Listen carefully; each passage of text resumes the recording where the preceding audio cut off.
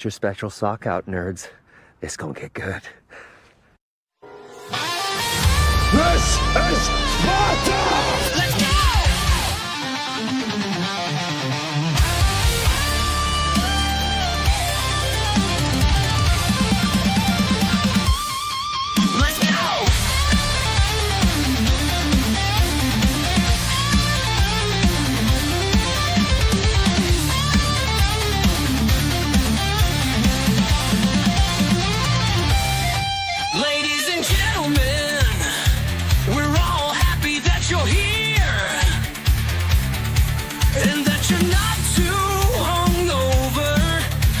Drinking whiskey and lots of beer. Let's get this week started with our Sunday Loser Show. We'll discuss some current news that everyone needs to know.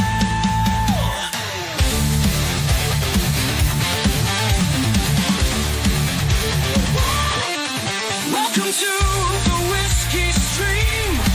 News and jokes are our theme. We hope that you don't fall asleep, because our thoughts aren't that deep. Rise and shine, you losers! Wake up!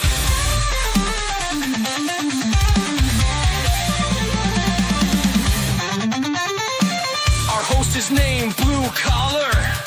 Every week he drinks way too much. He's always broke, it's really sad. His life is a mess, it's pretty bad. He's such a loser!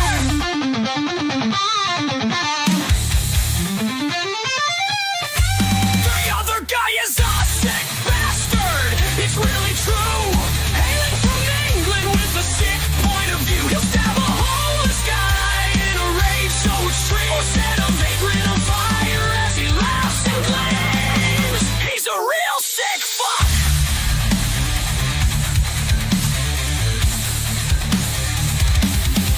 Welcome to the Whiskey Stream.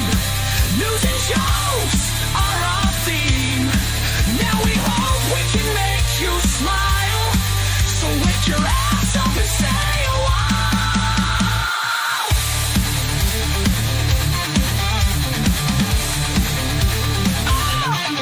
rise and shine, you losers. Wake up. Welcome to the Whiskey Show.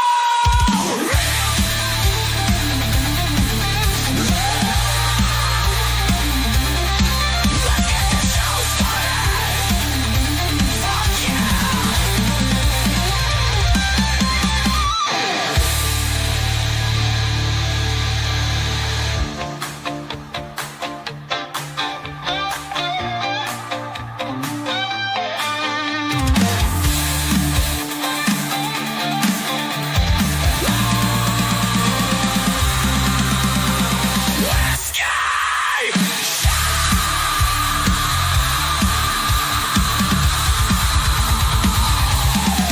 Let's get the show started! Fuck yeah!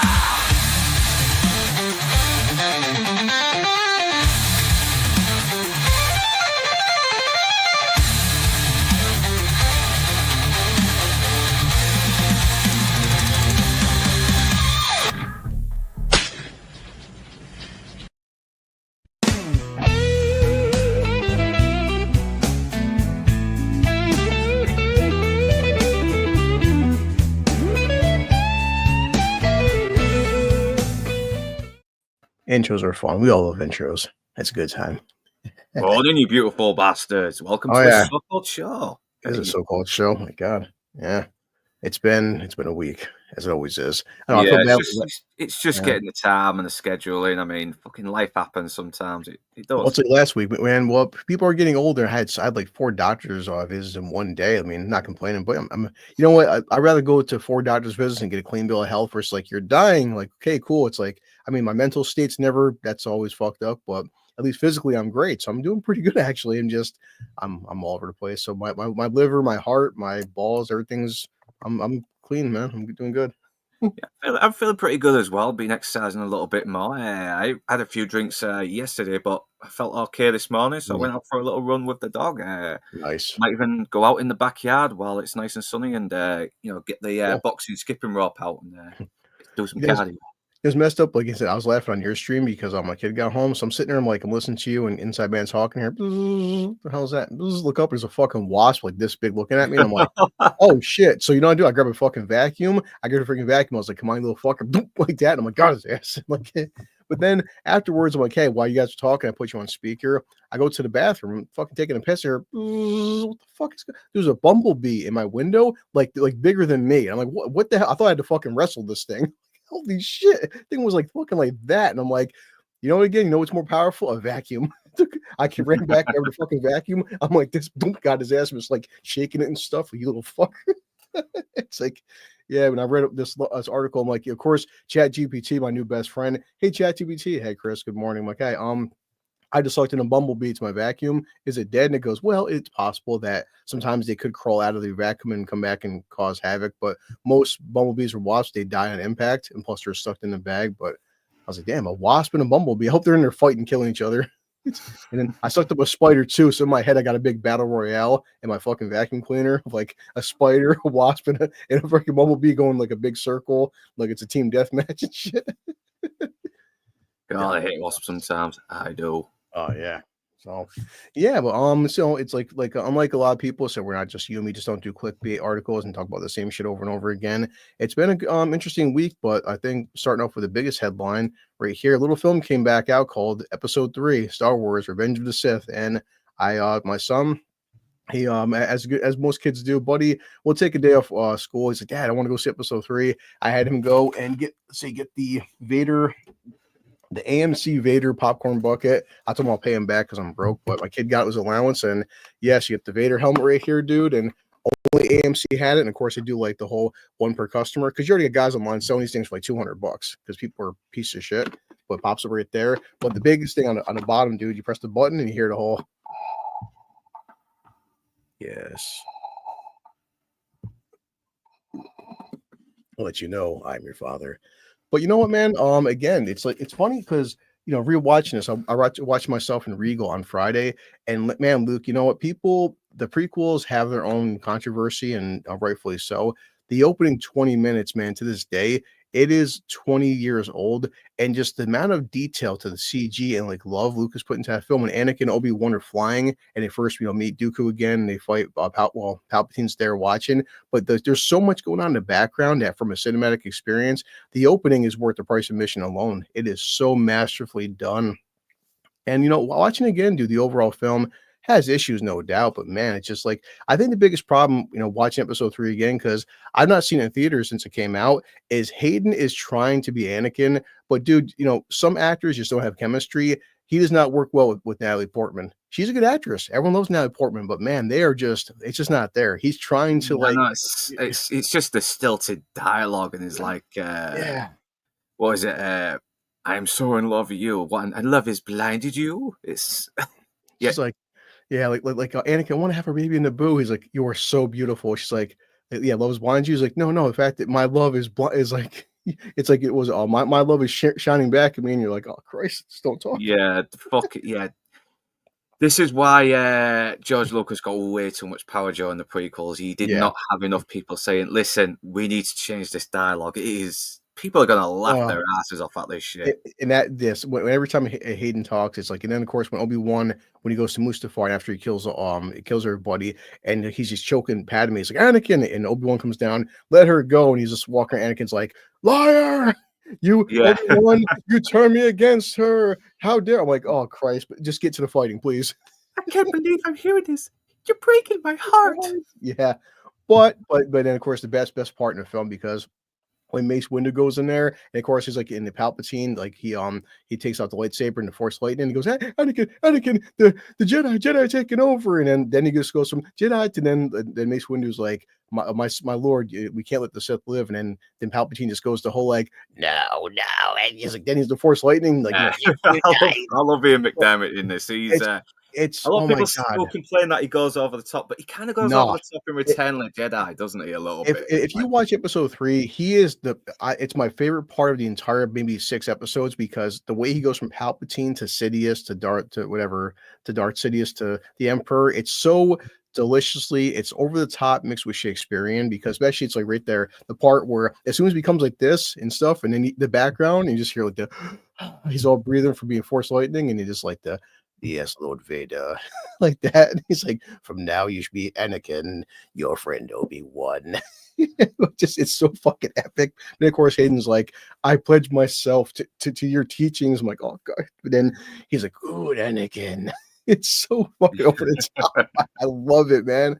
But yeah, but the action sequences, dude, and to this day, again, man, Obi-Wan and Anakin fighting, the fact that Hayden and Ewan, because you know, you look at Hayden fighting Darth Maul in episode 1, Hayden Ewan can move that fast, but him and Hayden spend 6 months. Like people can get like 6 months of 6 days a week of training for that fucking fight, like, and you see it on screen. So episode 3, you know, has its problems, no doubt, but from a visual standpoint, it's still a fucking masterpiece, man. And people, It is still the best of the prequels because I oh, mean, hands down, yeah. because I thought episode 2 was just really slow. Yeah, there was a little bit more character development, and Hayden Christensen really just showed just how fucking dark he goes after he slaughters all the fucking sand people, even the women and kids. And Natalie Portman's basically like, "Don't worry, I know you just pretty much murdered women and children of another species, but it's really turned me on to you a lot more." Definitely, she got all so wet, and of course, that's why I Oh say yeah, like Lucas, I get what he's going for, but especially like you know in episode 3 after like his Anakin's crying, but like yes, he's like Anakin or Vader, go take care of everybody. They come in there, shut the door, and you see like 5 kids. He goes, Master Skywalker, we're all scared, and just shuts the door, and the kid's like, and once you hear lightsaber jump, like dude, that was 5 children, you sick fuck. Look, have you seen the robot chicken sketch where it's like, don't worry, just get through it, and he visualizes them as fucking flowers, and you're seeing the flowers just crawling away, begging not to get killed. yeah, fucking Queen Amidala comes in and is like, "Honey, I'm home." It's like, "I left your flowers in the kitchen." "Oh, that's nice." What the fuck? yeah. So while Ron Cougar Sinners drew most of the attention this weekend, which we'll see this weekend. I mean, there is some competition. Since you have, you know, The Accountant 2 came out, also Revenge of the Sith, Revenge of the Sith. But the third installment of Star Wars generated $11 million back in its first day, but it made anywhere from 25 to 30 million. It's still Sunday morning for me, so probably tonight. But yeah, I mean, the fact that 30 million to come back as a release for 2 days, that's pretty freaking impressive, man. Yeah, it's pretty good, yeah. Yeah. Says, can this push Revenge of the Sith past 1 billion mark globally? Yeah, because I guess it just hit like 900 million or some shit when it first came out. It was pretty close. Oh, see, globally it was 850. Okay, so I mean, it's still, you know, there was a lot of hype for episode 3. So it did 400 million domestic and 850 globally. All right, man. So we'll see. I mean, I doubt it's not gonna make it past $1 billion, but you know, it's like there's still love for Anakin. Yeah, I've just changed my avatar. I see that. Because I'm sorry. And I love Robot Chicken. They love taking the piss. But yeah, I've been watching. Yeah, you don't even need to get the DVDs. They're all on fucking YouTube, and they are still brilliant. They are still probably one of the funniest shit that's out there at the moment. So I watched this today on break at work because I had a 2-hour break. But this came out yesterday for Netflix, and you watched it. You talked about it. So Havoc with Tom Hardy on Netflix, action film. It is kind of a mixed bag. And I said this yesterday. I think it would have been a really fucking great video game because there's a lot of times where you're seeing all these CGI shots of the city, and I'm thinking this should have been a video game because there's a lot more action than plot, and some people are going to like this. Other people are going to be like, this is really fucking obnoxious. But I do like Tom Hardy in this. The actors do a fine job with what they got on, but there was a couple of moments that really took me out of it. Like, okay, this character is basically a loose end. He's not playing ball. Why we should be killing him right now? Why are we letting emotions get in the way here? And I get it. I mean, it's, you know, they're trying to see this guy as a friend as well, and they want to get him on board because they think he'll be reliable. But sorry, but if you're corrupt as fuck and you got a guy that can threaten your whole corruption like about fucking whatever it is you're in. So then you need to get rid of the loose ends. Yeah. Not only that, there was a fucking scene where some female assassin who weighs like fucking 50 Oh pounds. God. Here we She's go. handy in a fucking fight. Yes, you convinced in the fight, but Yeah. she's doing all these fucking things that are physically possible against Tom Hardy, and it really took me out. She was even holding a shotgun with one hand and blasting it, and it wasn't a slug or anything. It was a proper buckshot, widespread kind of thing as well that Yeah. shoots out pellets, and it, not once. And it didn't even break her fucking hand. She wasn't even holding her wrist after. It really Yeah. took me out a little bit. But then was it as bad as the what the hell was the recent one with the Amazon movie? I can't remember now. Shit. Oh, G20. Yeah. What was it as bad as G20? Was that kind of No, bullshit? it's actually it is a better movie because I mean, apart from that one scene, Tom Hardy still is a very competent fucking badass in this, and there was a couple of plot armors with all the chicks he was trying to save as well, and yeah, and I found out from Toxic yesterday. Apparently, this was shot in 2021, and it was held Damn. for reshoots until 2025, and it was Jesus. supposed to have a theatrical release in Wow. January. So it's been butchered. It's definitely been butchered. That's how it happens. But do you think so? Is it just a stupid action film, or is it like a woke action film? I mean, there's I would say it's nowadays. 100% woke, I think, but there was a couple of moments that took me out of it a little bit. But apart from that, it's still pretty fucking cool. Tom Hardy isn't totally girl bossed. Okay. I mean, there's a female detective on it, and she's actually one of the more convincingly strong female characters in it because she's very good at her job, but at the same time, she still needs Tom Hardy to sort of tell her what was going wrong and little details that she's missed. Yeah, cool. I mean, I'll definitely. It's on Netflix. I'll check it out. It's free, so why not, right? Yeah, no, I recommend it. See what you say. No, Yeah. I might give it another go later on in the year as well, especially during Christmas because it's set during Christmas, and I don't want to think about fucking Christmas during the summer. I want to think about beer gardens, women in bikinis on beaches. Damn right. Well, speaking, so my friend Nadia on Tuesday, she asked me to come on with Leon, talk about Until Dawn. She's actually been streaming the game, but it came out. I watched it yesterday just to check it out. And actually on YouTube, it's funny because Until Dawn, if you check out YouTube playthrough videos, they remastered it for PS5. It's about a 6-hour walkthrough. It's based on your choices, so it technically has multiple endings depending on choices. But the movie is like it's the whole Groundhog Day where a group of 5 teenagers go into a house and until dawn and they all get killed, right? Thing is, once they're killed, it resets. Then they're killed again, then it resets. Then they're killed again, it resets.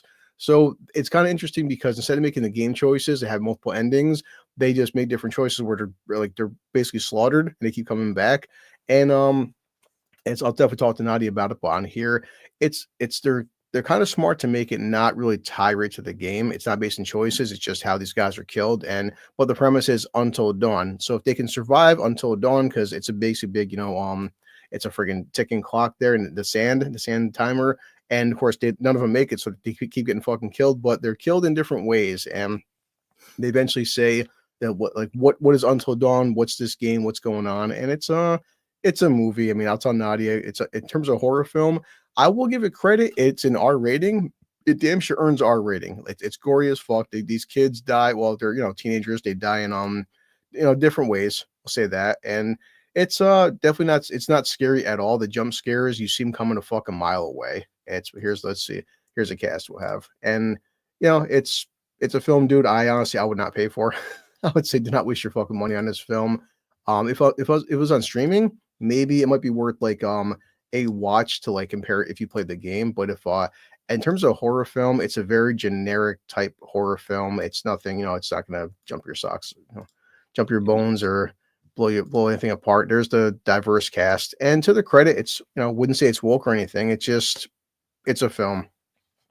A Working Man, free to watch YouTube if you're quick. Oh shit, Working Man. I liked Working Man, Mega, and good morning. And I think people did. It's my problem Working Man is it's definitely a little bit too long. It's not as tight as The Beekeeper, but it's Statham being Statham, and it's worth watching. I do think it does. If you shaved it down, it would be a better film. But it's just Jason Statham. So they have what's it? There's always a plot, right? Obviously, Beekeeper's Beekeeper. Working Man is his best friend. His daughter is kidnapped, and she goes into a sex trafficking ring, almost like Taken. It's just more of like a hard R taken, and that's pretty much it. It's just a bullshit regular Statham film. It's fine for what it is, you know. It's but Until Dawn, yeah, here's our cast, dude, and just as they're just killed in different fucking ways, and there's nothing really scary. I mean, you have like the Wendigos basically come from the game. I haven't spoiled; they're in the fucking trailer, but I yeah, I have wouldn't. not played the game, to be honest. And you don't have to. It's just it's something to do. If it comes on HBO Max, if you're bored one day with the wife and you're just like, hey, I'll check out a generic horror film, that's it. But in terms of money, I would not say go to theaters. I would not say spend money on this film. It's just when I'm like, hey, it's an HBO Max, I'll check it out one time and you'd forget about it. So my rating would be, once I do my review, is just like overall waste of time. It's just, if you're curious, to compare it to the game. If you didn't play the game, it's a fucking bare bones average horror film, dude. It's nothing. It's so fucking hard to adapt games. I mean, they seem to do a real good job of adapting books, screenwriters and the like. But how the fuck is it? Then again, games are a totally different medium to novels, because most of the time it is walking around in this first-person view and doing things and doing objectives, and I think it's very rare when the movies actually do a good job. I mean, the Sonic films are very good, and the Tomb Raider film was pretty good. From 2001. But so like the house right there. I don't need the TV shows to be a shot-for-shot remake of the original game. It just depends on the execution, but it's just so fucking. It's a really fucking weird medium. It really is. It's totally different because you're more interactive. That's why. And well, see, Until Dawn is based on choices. That's what kills you. It's like, so that's the house. Here's like, whatever, generic raw bad guy, and he just hunts the kids down in generic bad guy ways, and it's because the thing with games is you interacting with what's happening, while with books and movies you're the outsider observing. That's the thing. It's like a lot of these games now, a lot of these games that are becoming movies, in a sense, you're already seeing, like, say, God of War, like Last of Us. The strong point is they're adapting source material, but you're already playing it, and it's like, some games, I don't know. But I mean, it can work, but you're copying the storyline from the source material. But let's see, The Accountant 2. Yes, another film came out. Well, I saw the early screening before, but it officially came out, is The Accountant 2. And it's getting, I'd say The Accountant 2 so far is getting the reviews I expected it to get. Telling you about this film, I saw it with my kid last week, been busy making making videos. The Accountant 2 is it's a solid, I think, film. Like part one, nothing groundbreaking, nothing gonna get you out of your seat, but it's been 8 years to make a sequel. To their credit inside the film, dude. And we watched part one at the end, Christian's like, hey, talking to Braxton, him and Braxton, they kill John Lithgow's character, and we'll get together, get some burgers and fries and be brothers. And 8 years passes by in real life. In the film, it's been 8 years since they've seen each other. So I'm like, that's kind of interesting. He's like, hey, where have you been the past 8 years? So Christian Wolf, Ben Affleck's character, just is still the accountant 8 years later. And the opening intro is small spoilers. J.K. Simmons is already retired. He was retired in the first film. He finds a bad situation. He gets killed in the first 5 minutes. Not even a big spoiler. But he puts on his arm, find the accountant. So they bring back the hot black chick, and we have to go find Christian Wolf. Christian Wolf? So she's a lot more prevalent to the plot this time, because it kind of felt like they were there, but they didn't really affect the plot, what was happening. I mean, I felt more of a connection with him and Anna Kendrick's character. And yes. Well, the whole premise of the first film was like, you figure she was J.K. Simmons' character, in the background, Christian Wolf would slowly feed him information over the course of like 10 years. So he would give him, he would always make the arrest, but it wasn't his hard work. It was Christian Wolf basically having him as a cleanup crew. But he tells her character, hey, I'm about to retire now. He gives it over to her. And during the past 8 years, sometimes Ben Affleck's best friend, the girl in the wheelchair that couldn't talk, but she had super typing skills, she would still feed her information during the past years. But so you haven't actually seen Christian Wolf for 8 years, but he's being the accountant. He's out there, fucking making money and shit. But the premise is pretty simple. I mean, honestly, the plot's in the first 5 minutes, and it just becomes a big, I wouldn't say buddy action comedy, but definitely it is Bernthal and Affleck playing off each other. The opening 10 minutes, dude, after the big plot reveal is that it's Christian Wolf. He goes on a fucking he goes on a dating app. he goes on speed dating because he's still probably a fucking virgin. It's like, and Yeah, because he's Yeah. autistic. He's very socially awkward. He's of course he's not interacting with people, and plus he's been hanging around with Anna Kendrick, so he's started to get used to Yeah. thinking, hey, maybe interacting with people might not be such a bad idea. I should And do it. he is trying, but he goes on this speed dating, dude, and it's fucking hilarious. He's talking to women as a very like, "Hi, I'm 40 years old." He's like, "Yes, you're definitely past your prime, and you're definitely not ready to. You're past the age of women should have children." Like what? Just the way he's talking, he's so robotic and matter of fact to these women and speed dating. It's hilarious. But him and Bernthal fucking play off each other so goddamn well, man. Because of course Bernthal is Bernthal and Braxton. But I'd say at the end, dude, it's only it really has one, and the first one doesn't have big action scenes. You have a couple of spots here and there. Same thing for part two. Not a lot of action scenes. Basically, the last 20 minutes is a big action scene, which you see in the trailers. I will be willing to check it. I got to jump off in a minute as well, but I will get my thoughts out quickly because I do want to see this film. I mean, the wife wants to see it, so we're going to look for some screenings. And I don't know if she wants to see it when it's a bit more quiet because Yeah. I can prefer it when the cinemas are quiet, but it does look like it's really evolving the characters a little bit as well, and trying to a little delve into the relationship between him and his estranged brother. And it does look like it's going to take a lighter tone as well, and not be Definitely. afraid to be a bit more comedic. And I was a little bit skeptical on whether they're going to turn Ben Affleck's character into like a badass version of Sheldon because he came off that way when he was doing the. I programmed the algorithm to for your data net, blah blah blah. So Yeah. yes, but I still want to look. I still want to check it out. Ben Affleck looks fucking miles better here than he did in Justice League. I mean, he actually looks a lot healthier. He looks like he's been looking after himself. And honestly, he needs to stop fucking getting with women called Jennifer because they seem to be fucking giving him a hard time. Yeah. And right there, Sid, and it's like Bernthal, he's got him experience being a Punisher. This action scene, again, it's the third act, but it's very well shot, and they both can handle themselves. And yeah, the three of them, it said she's still the tough, hardened police person. Where like John, you see the trailer, John Bernthal's like, yeah, we're here to kill people, and the two of them have no problem killing people, and she's like, what the fuck are you two doing? But some of his lines, Bernthal, the way he kills people, because he's still a hitman, it's worth watching just for the comedy alone. But I do like it when we're seeing a guy who's probably a bit more sociable in real life than someone who really isn't. I mean, it's a good little contrast as well, which they can both work off each other. And I do got to jump off right now, so apologies for being a bit brief. But I'll probably give another 10 minutes. Really, no problem, dude. Yeah, and I'll listen to the rest of the show and put my thoughts in the comments for the other subjects. Listen to me rant by myself like an idiot. I know, but yeah, you'll pull it off, mate. You pull it off. I'm doing it all the time myself, a little bit more. So yeah, I want to listen to you. God, I want you to co-host no more, fucker. Okay. All right, buddy. I'll jump off now. And thanks for joining us, everyone. Mega Cropper, thanks for the tip. Hope you're enjoying your weekend too, and I will see you soon. Yeah, I'm waiting for my buddy Gord King if Gord hops on because he's at work right now. But I figured, hey guys, I'll probably kill another 10 minutes because it's Sunday morning. Not a lot going on. I don't want to be like other people where I keep talking about the same shit over and over and over again. And speaking of last night, I put out my video for The Last of Us Season 2, Episode 2. And actually, Episode 3 comes out tonight. But my friend Nadia on her channel, Horror with Nods, I jumped onto there with her this upcoming Thursday or past Thursday. We had a good time. And I think overall, I've been pretty fair for this show. Last of Us Season 2 is obviously based on the video game Last of Us 2. And the first 2 episodes are not as bad as I expected. And I said it in my review.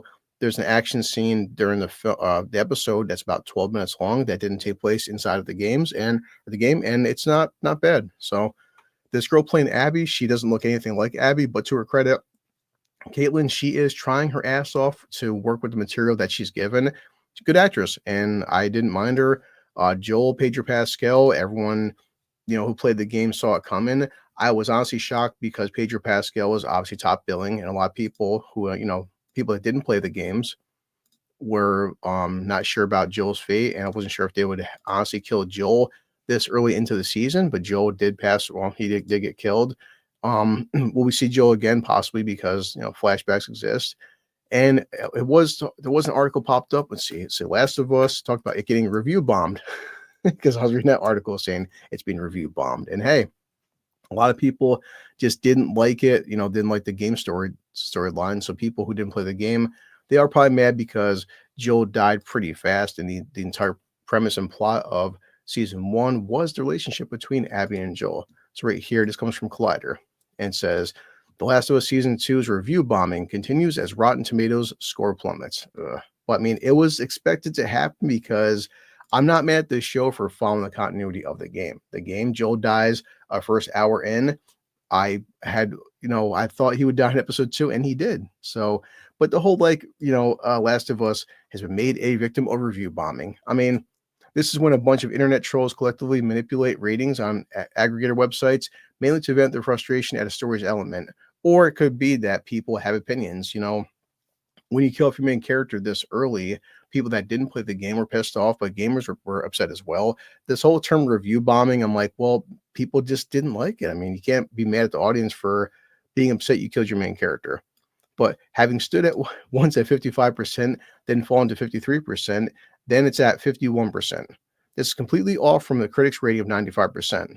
Hey, I mean, people have, opinions. What are you gonna do, guys? So The Last of Us also remains a critic's darling. Well, episode 2 did because a lot of people, that gamers such as myself, were curious, would you actually kill Joel? And the overall audience was like, we've heard rumors, will you do it? And they did it.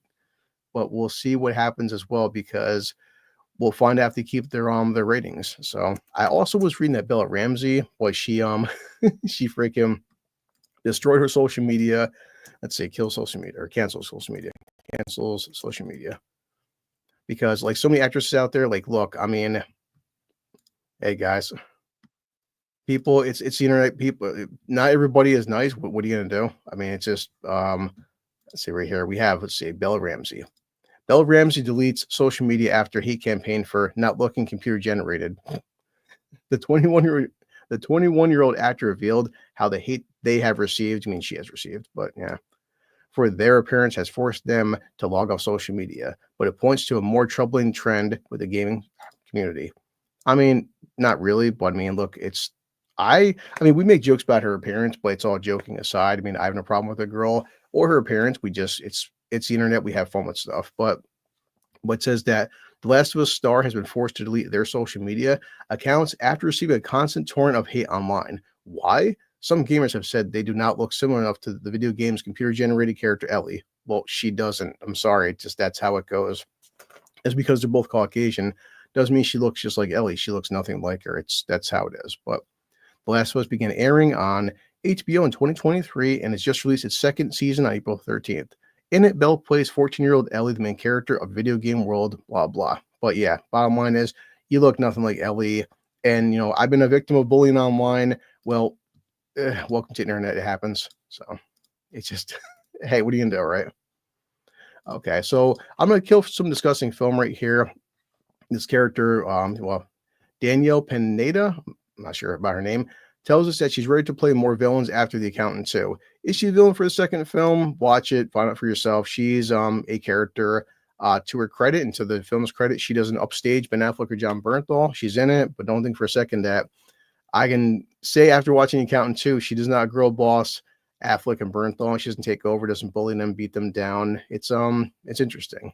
But my God, disgusting film. 7 years ago today, Avengers Infinity War was released in theaters, and boy, things have gone downhill since then, right? I miss the days where I used to love Marvel and look forward to Marvel. Those days are gone.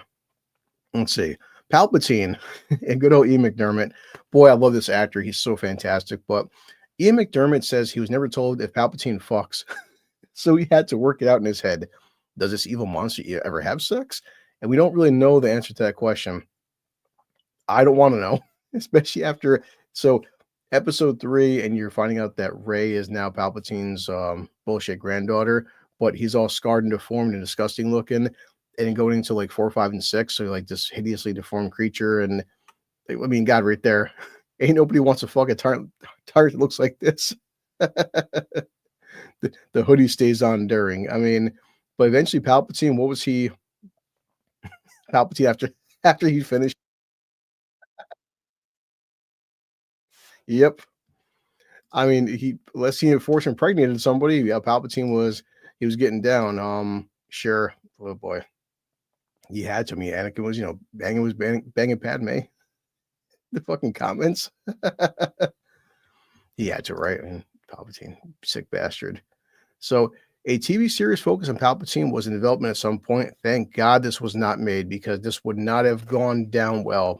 It just somehow Palpatine returned. Yes, no, it's that.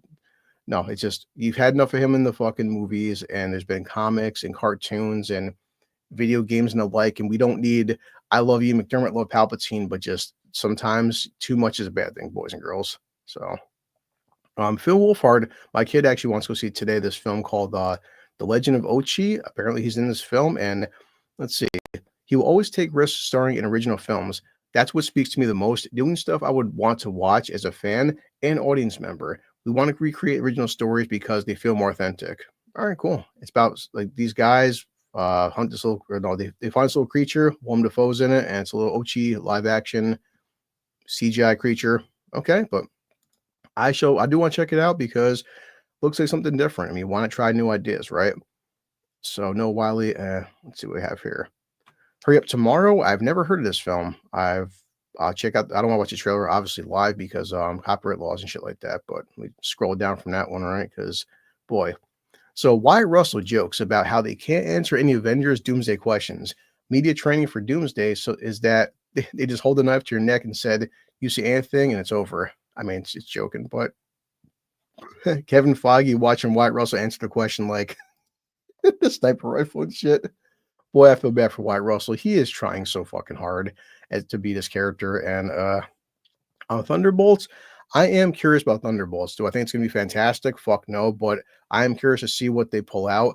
My biggest problem is like, okay, Bucky is enhanced. Even Paul Walker is here, or whatever his name is, fucking Wyatt Russell and John Walker. And Red Guardian's enhanced. They have a super soldier, but nobody's a fucking superhero. And I get the premise of Suicide Squad. I believe Suicide Squad, you had some powers and abilities. These guys have none, and they show Sentry. And of course, Sentry is more powerful than the Avengers ever could have taken on. And he's still like, powerful and he can destroy you one hit and blink. And so what do they plan on doing? I mean, okay. Hey, look, Ryan Coogler, this guy, he made a film called Sinners, which I didn't hate, but it's okay. But Ryan Coogler, when asked who his favorite black vampire is, Blade. As many people said, Blade, black vampires. Is there like a whole Marvel lineup of black vampires running around? I mean, it's sure. Is there any other black vampire? I mean, I don't know.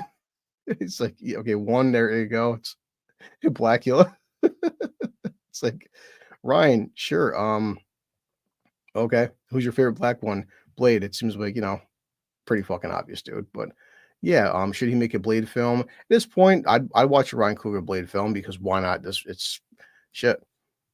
Well, I'm still waiting for Blade 4, whatever fuck it's gonna be. This is pretty cool. So recently, Oblivion came out remastered. If you're not a big gamer, it's a pretty big deal because remasters are a thing, and a lot of people loved Oblivion.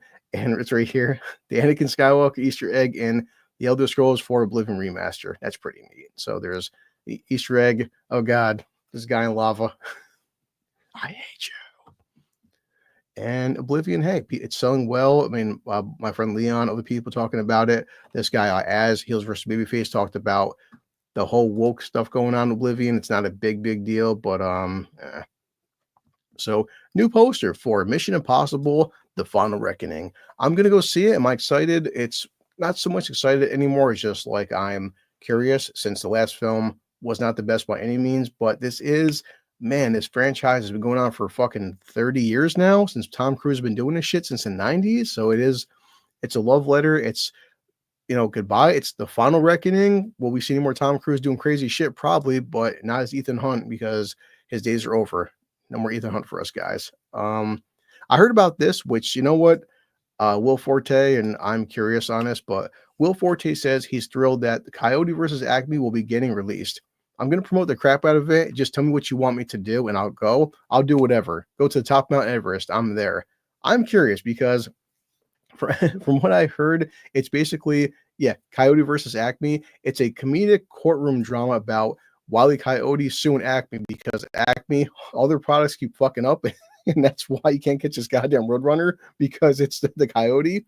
If they do this right, big if, you could have so much fun with this as a courtroom, hilarious buddy cop thing with Will Forte and other humans. And I'm all for it, guys. I heard the recent one came out with Porky Pig about the whole like the day the world exploded or some shit like that. You know, it's actually pretty good. I didn't get a chance to see it. My friend Tyler talked about it pretty well, and I'm curious. So let's see. Michael B. Jordan says he's pissed. He couldn't see the recent IMAX release of Princess Mononoke. I mean, I'd say Michael B. Jordan, you got the money, dude. Go rent a fucking theater and go rent an IMAX theater. It's not like you can't afford it, but I was mad I couldn't be there. I was real upset because there was only a 3-day window and I was busy. It actually bothers me. I need to see it in IMAX. I mean, you know, obviously he's promoting Sinners and not mad at the guy. He's got stuff going on, but you can afford to go. Like in my area, I can rent a theater for me and my kid if I wanted to. I'm sure you got the money, bro, to rent a IMAX theater. So, bro, acting like missing Princess Mononoke in IMAX is worse than missing a family reunion. To be fair, though, I seen, you know, this film in IMAX. It's fucking awesome. People are calling them not race baiting, but like always too old and blah blah and 8-year-olds. And nah, dude, Princess Mononoke is legit. It's fucking awesome. I loved every second of it. It's worth seeing in theaters. This was cool. Star Wars fans starting a lightsaber fight after a screening of Revenge of the Sith, and I won't play it because I think they're not playing the music, are they? Yeah, I'm not fucking with that for copyright issues. But look at that, dum dum dum dum dum. Let them go. This is when Star Wars was fun, boys and girls. When people were excited to see Star Wars, we were so happy a long time ago, and yep, they're having fun. Oh man. This is so cringe. Fat men never growing up. Hitting the gym or having kids is why we are done as a civilization. I disagree. I'm hitting the gym after this, and I still play with my lightsaber, as most men should do. Let's see. Michael B. Jordan Sinners, probably let's say another couple minutes, and we're good. This weekend is expected to have multiple movies breaking multiple box office records. I mean, yeah, we got Sinners, Ochi, Accountant 2, and Episode 3. We'll see what happens, man. I mean, I'm curious this weekend what happens. Revenge of the Sith and Accountant 2, the only ones worth watching. There you go. We shall find out tomorrow. So yes, my kid and my friend Nadia's setting these bullshit super chat goals because Nadia's whoring herself out, Nadia. But there's new Final Destination. My kid at some point will watch them all together because he's like, Dad, have you watched them all? I'm like, yeah. Man, I was still in, I think, high school when the first Final Destination came out. They're making a new one, and as you can see right here, there's a trampoline, and things don't go well. Oh no. New teaser. I'm just shocked they're bringing it back. I mean, of course they would, but I heard that Tony Todd's in this. I heard that this is actually his last cinematic performance. I'm not sure. We'll see. I mean, okay, Ren's set to cover this. Sinners. We'll see Sinners. I mean, it might do number 1 again. I mean, not much competition. I mean, Accountant 2 it's still a sequel to an 8-year-old film, but yeah. It's right here. New poster for Noah Haley's Alien Earth, releasing this summer on Hulu. I am at this point curious. I'm not excited, just curious, because as my friend Lance talked about on Outcast Creative, the new Alien film, it takes place as a prequel series, and the aliens are on Earth now, which they shouldn't be on Earth. And like, look, at this point with the Alien franchise and Predator and things like that, don't watch it for continuity. Don't look at whatever's happening with the franchise. It exists. I don't care anymore if, like, is it with Covenant or Romulus or the aliens and whatever. You see a xenomorph, you see shit exploding. That's whatever. That's all you care about. Just stop talking about it. You know what I mean? Damn. And 6 years ago, Avengers Endgame released in the theaters. Yeah, it's been 6 years. It's been a long time. So, I think we're getting a lot of news articles. A couple more. Let's see. Anything we're talking about? Red Alert, Star Trek. I'm just pumped discussing film. Of course, the Vader popcorn bucket. Who the hell would buy something stupid like that, right? Looking down. So yeah, so Legend of Ochi, cool. It's now certified for fresh Rotten Tomatoes, 80% critic score, which, you know, doesn't mean shit, but let's see. And Thunderbolts had some stunts. I did hear that what's her face there, who plays Yelena, Florence Pugh wanted to do some Tom Cruise shit and jump off the world's tallest building because she's insane. But hey, awesome on her, right? A lot of people doing their own stunts. So, unlike other games, the team behind Indiana Jones and the Great Circle brought in an actual cinematographer to capture the feeling of a Spielberg film. I've not played the game. I heard it's kind of fucking boring, but I mean, I would not be against streaming it one day just because Troy Baker voices Indiana Jones. He does a pretty good Harrison Ford impression, and I'm actually kind of impressed. Like, it sounds not bad, but I'll finish up right here and I'll head out for today because not much else going on. So, A sequel to Sisu will release on November 21st in theaters. I'm all for it. The first film is just batshit stupid fun. It's like it's John Wick's grandfather. You're not watching Sisu for its realistic take on history. It's just, it is what it is, guys. The film doesn't apologize. It knows what it is. I like Sisu. I watched it twice last year in theaters. I just had a good time with it. It's a stupid, over the top action, and the guy's killing Yahtzees, because I'm not sure YouTube, but he's killing Yahtzees. Everyone can, relate. Plus, it's his dog and shit. Oh, one more thing. Emma Mackey has been cast as the White Witch in Greta Gerwig's Narnia film. I know that my buddy the Gourd King was not pleased with this movie coming out, because apparently they're taking Aslan and making Aslan female, which, Christ. Anyway. Oh, one more. Here we go. Dynamite Entertainment has announced a Fantastic Four Gargoyles crossover comic. Sure. Did not see that coming. Okay. I mean, love the Gargoyles, love the franchise. They've got no powers whatsoever. I mean, the Human Torch and thing would just like melt them. They're definitely stronger than humans, but they're not power-based creatures. Okay. Sure. Yeah, we'll talk about that next week. Okay, so cool. Kill 45 minutes. Thank you for watching. Just some news articles during the week. I'll write some more stuff down. And, so I don't want to just make clickbait stuff here and there and just talk about the same 5 news articles everyone else talking about. I'm not sure what's coming out this week. I said, my friend Nadia doing Last of Us Episode 3. I'm trying to get up my reviews on Accountant 2 and Warfare, both fantastic films. And that's pretty much it, guys. So let me ready for work and have a great morning. Listen to Vex later. Vex is doing a stream on Sinners, and see my buddy Enzo's doing Dorkside. That's pretty much it. Sammy's doing freaking his news. Everyone's doing news. And of course, Late Night with Gooch. So much shit going on. All right, where's my outro? Not a professional setup by any means. All right, we're out of here. See ya till next week.